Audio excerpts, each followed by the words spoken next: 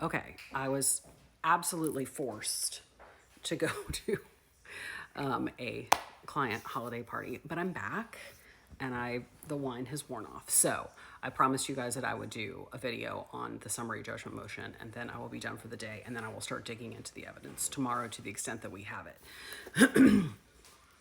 So I just went back through and looked at it again, and honestly, there's nothing in the response to the motion for summary judgment that adds anything on the sexual harassment. Nothing. Like I said, I will address in a separate video, and Little Girl Attorney and I are going to try to do a live on Sunday, and we will talk about it then, this issue of bringing up other people and their complaints and how that does and doesn't relate when you're talking about hostile environment. But other than that, it really isn't anything new. I expected to see testimony from witnesses. I expected to see the testimony of the hairdresser or the makeup artist who was in the trailer. I expected to see testimony from the people who were in the room when they were doing the birthing scene and how all that went down, and I didn't see any of that. So what I'm going to tell you about the response to the motion for summary judgment here that I have seen thus far is all about the retaliation and a teeny little bit about the defamation, because that's really all there was. I mean, if this page isn't a microcosm for what this whole fucking thing looked like, right? So, once we get this stuff unsealed, maybe there's something decent in here. But I found it really interesting where they're talking about the retaliation, they're talking about the marketing, and it says, the film's marketing plan was eliciting an overwhelmingly positive public response. Sony, which was systematically tracking the response to the film, and then I guess there's something in there about, Sony thought it was going great.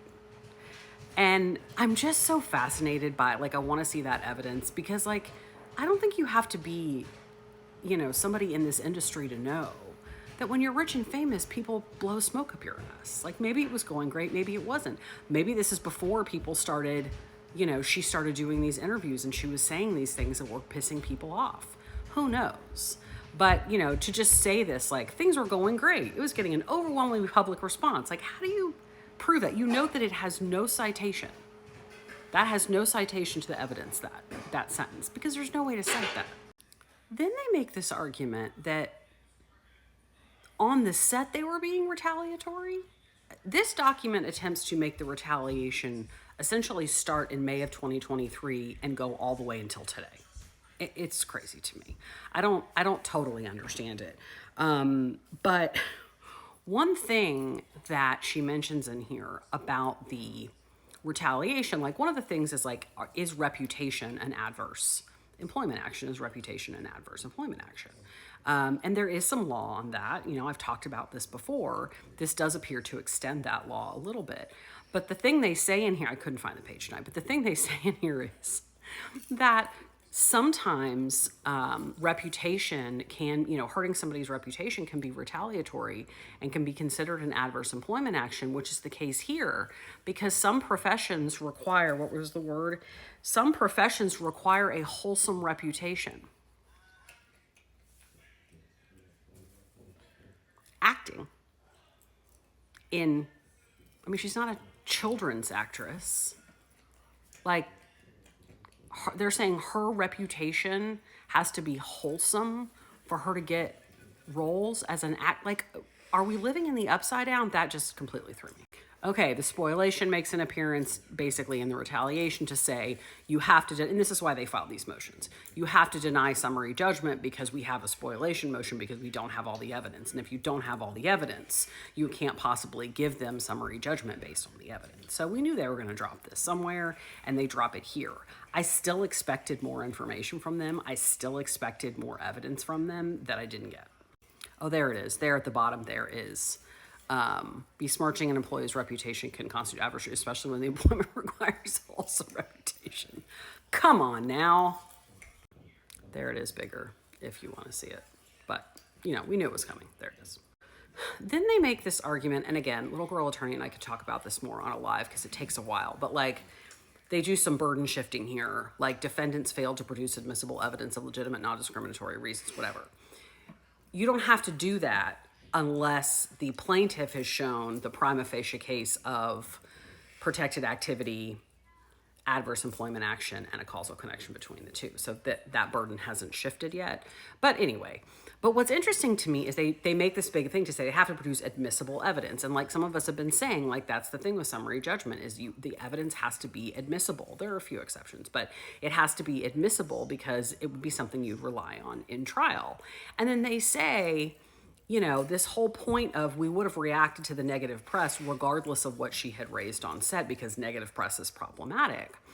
They say this argument relies on Heath's disputed, foundationless, and self-serving testimony, which is contradicted by admissible evidence maybe to the contrary. Testimony being disputed and self-serving does not make that testimony inadmissible. Am I missing something? He's just went like this. That makes it disputed. That's saying... What's the question? The question... Okay, let me just... They're talking about this evidence not being admissible, okay? This argument relies on disputed, foundationless, and self-serving testimony, which is contradicted by admissible evidence to the contrary. Disputed, foundationless?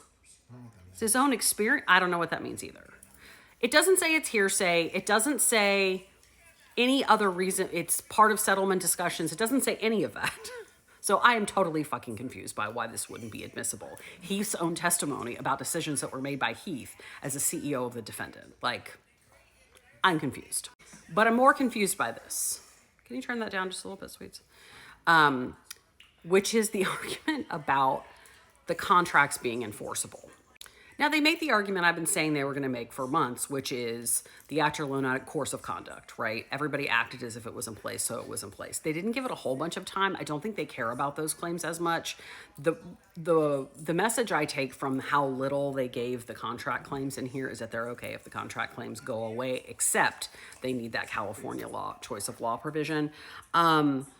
But they make the argument I knew they would, just everybody act about it, and whatever everyone acted as if it was in place, and whatever was left to be negotiated wasn't really material. It wasn't that big of a deal.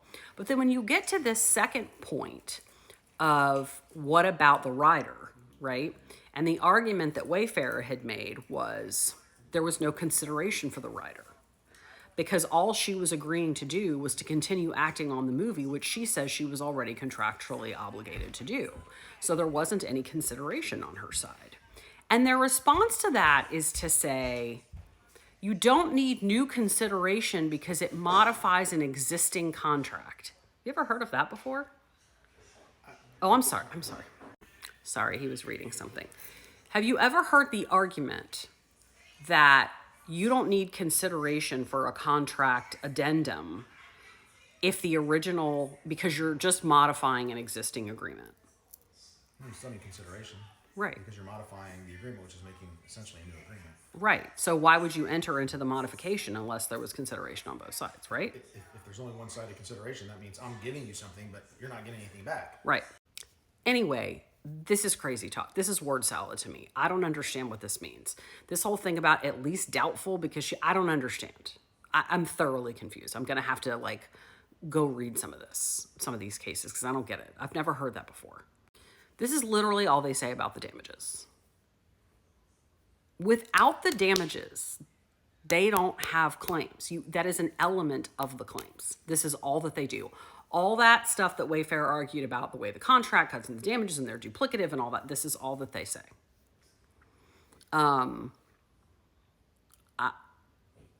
It basically just says, here's what they say, and no. So I don't know if they ran out of space, but they just don't really address this very much. And then she argues that in terms of the defamation claim, that the question of actual malice, what did Friedman know when he said these things, that's a question of fact and it should go in front of the jury. But some of the arguments are a little better than others, but some of them are honestly quite bad. Some of the arguments are just bad. They're arguments that I have never heard in all of my years of doing both employment discrimination and contract litigation. I don't get it. I don't get it. I'll look at it again tomorrow when I'm bright-eyed and bushy-tailed, but I don't think this thing is a work of art or anything.